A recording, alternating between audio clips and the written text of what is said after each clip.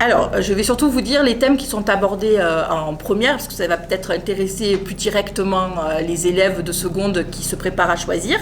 Donc, en première HGGSP, le programme est divisé en 5 thèmes. Le premier, ce sont des thèmes thématiques, comme leur nom l'indique. Le premier, c'est la démocratie.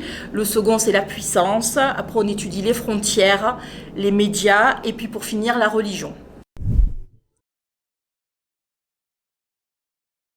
Alors, le principal débouché d'AGGSP, c'est tout ce qui concerne les sciences politiques et notamment pour les élèves qui veulent intégrer la prestigieuse école Sciences Po.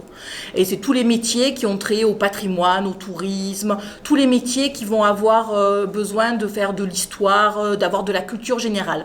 Moi, je trouve que AGGSP, ça prépare beaucoup pour la culture générale et aussi tous les métiers où il va falloir parler de relations internationales et connaître un petit peu le jeu d'échecs sur lequel on se situe et comment toutes les différents pays du monde et les puissances s'organisent entre elles.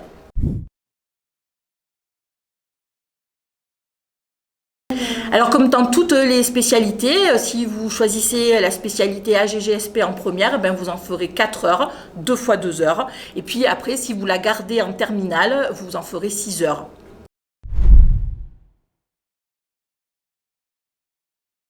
Alors je pense honnêtement que la principale compétence requise, comme pour l'histoire-géographie que vous avez étudiée depuis très longtemps, c'est les capacités de mémorisation. Il y a énormément à apprendre, il faut que ce soit bien clair pour les élèves qui choisissent cette discipline, il faut beaucoup apprendre.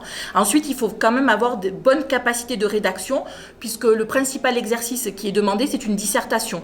Donc les élèves ne font pratiquement que ça, des dissertations. Et donc il faut bien rédiger, avoir une assez bonne orthographe et surtout avoir de l'aisance dans l'expression écrite.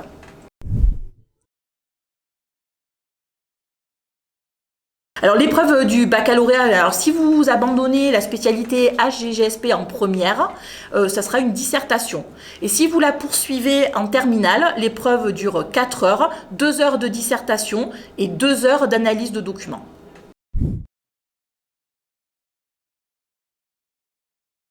Je pense que la principale difficulté, c'est qu'il y a beaucoup à apprendre.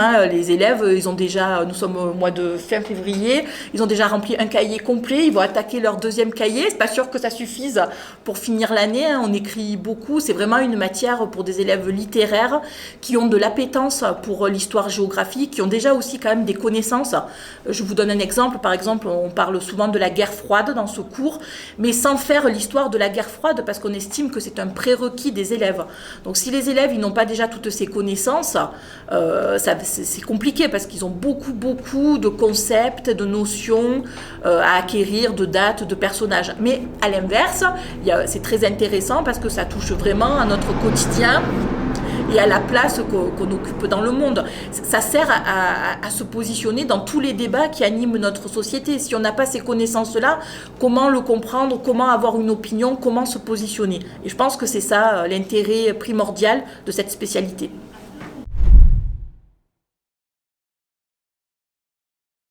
Personnellement, ce que j'aime, c'est que ça améliore ma culture générale, que ça améliore ma qualité en écrit, en dissertation, tout ça. Mais ce que j'aime moins, c'est qu'il y a énormément à apprendre et ça demande énormément de temps. Moi, ça va être pareil que... ça, il y a beaucoup de travail. Après, ce qui est bien, c'est que ça apporte vachement de culture G. Donc, du coup, ça, c'est vraiment une qualité, je trouve. Après, ce que j'aime pas trop dans la matière, c'est vrai que les cours, ils sont hyper conséquents. Du coup, il faut passer beaucoup de temps. Mais après, il faut s'y prendre un peu en avance. Quand on a le contrôle, il faudrait bien s'y prendre un peu en avance, quoi. Moi, franchement, j'aime tout. Il n'y a pas de choses que j'aime pas. Je suis vraiment très contente du choix que j'ai fait. C'est vrai que les cours ils sont conséquents et qu'il y a beaucoup à apprendre, mais vu que c'est intéressant, je trouve que c'est pas un problème.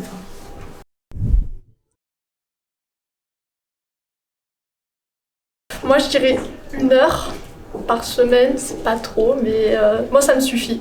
Je travaille peut-être 1 heure par semaine à relire mes cours.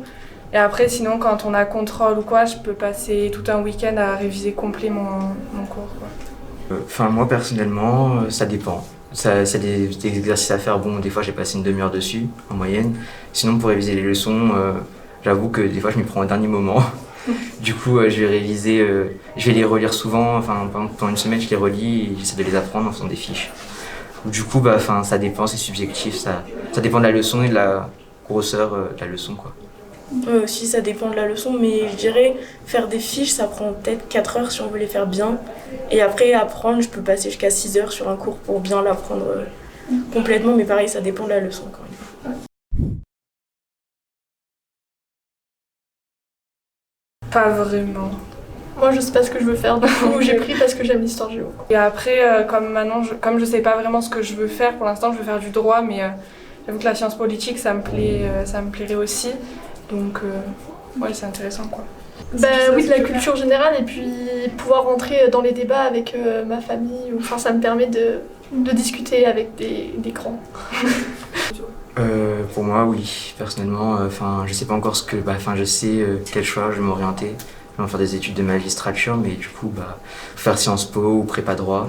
Et en prépa droit ou en droit, on fait de la science politique avec de la géopolitique et c'est pareil pour Sciences Po. Et moi, du coup, j'aimerais bien faire architecte et c'est vrai qu'un des prérequis, c'est vraiment avoir une grande culture générale. Et du coup, je pense que c'est une matière qui peut m'apporter beaucoup de culture. Okay. Je veux dire qu'il y a beaucoup de travail, et ils en font, mais c'est de très brillants élèves et c'est payant le travail en AGGSP. On travaille beaucoup, mais ils ont 16, 17, elle a régulièrement 18, 19. Je voulais le dire quand même. Franchement, c'est super, ouais. Mais il faut travailler par contre. Faut vraiment travailler et pas prendre, si t'as des difficultés pour l'apprentissage, faut vraiment pas prendre parce que t'y arriveras pas. Franchement, moi personnellement, je dis qu'il faut l'apprendre, surtout s'il est pas scientifique. Parce que franchement, la spécialité, ça oblige à vouloir avoir de la culture générale, à s'intéresser aux choses du monde et de l'actualité. Du coup, franchement, c'est super. Parce qu'au moins, ça permet de ne pas être perdu quand on parle avec des gens et de ne pas, pas raconter n'importe quoi. Okay. Ouais, c'est vrai, moi je dis franchement, si c'est un domaine qui intéresse quand même un minimum, je pense que c'est vraiment un choix à faire parce que c'est sûr, c'est conséquent, mais c'est vraiment très intéressant. Il n'y a pas de trucs moins intéressants, dans mon opinion, donc après, je sais pas. Si je peux rajouter quelque chose, je trouve que c'est pas vraiment une matière scolaire, si on va aller par là, parce que une matière scolaire en général, comme par exemple la littérature, le français, il faut écrire, ou les maths, c'est des exercices. Quand on a GGSP, c'est plus de la culture générale.